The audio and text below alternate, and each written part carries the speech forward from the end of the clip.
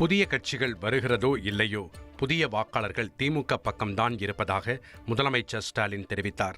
சென்னை விமான நிலையத்தில் செய்தியாளர்களுக்கு பேட்டியளித்த முதலமைச்சர், பீகாரில் தேர்தல் ஆணையம் நினைத்தது நடக்காது என்று தெரிவித்தார்.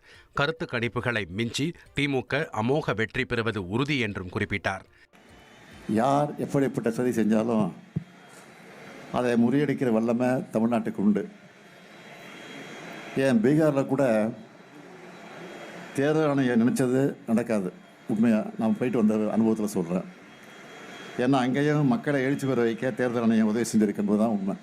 புதிய கட்சிகள் வர்றதுக்கு வாய்ப்பு இருக்கா சார்? புதிய கட்சிகள் வரவில்லையா? புதிய வாக்காளர்கள் திமுக பக்கம் வந்து கொண்டிருக்கிறார்கள், அதான் உண்மை. ஓட்டர்ஸ் கருத்து கணிப்பு நடத்தியிருக்காங்க, அது குறித்து உங்கள் கருத்து என்ன?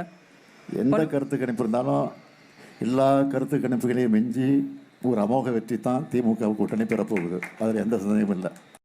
தாவேகா தலைவர் விஜய் குறித்த கேள்விக்கு பதிலளித்த முதலமைச்சர், அது குறித்து கருத்து தெரிவிக்க வேண்டிய அவசியம் இல்லை. தான் அதிகம் பேச மாட்டேன். பேச்சை குறைத்து செயலில் நமது திறமையை காட்ட வேண்டும் என்று தெரிவித்தார்.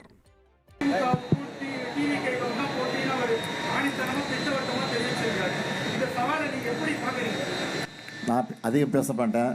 இதுக்கெல்லாம் பேச வேண்டிய அவசியம் இல்லை.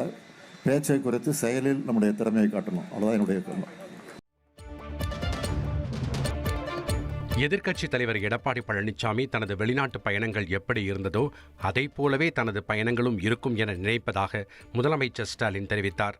தமிழ்நாட்டிற்கு வெளிநாட்டு முதலீடுகளை ஈர்க்க ஜெர்மனி மற்றும் இங்கிலாந்து நாடுகளில் முதலமைச்சர் ஸ்டாலின் ஒரு வார காலம் அரசு முறை பயணம் மேற்கொள்கிறார்.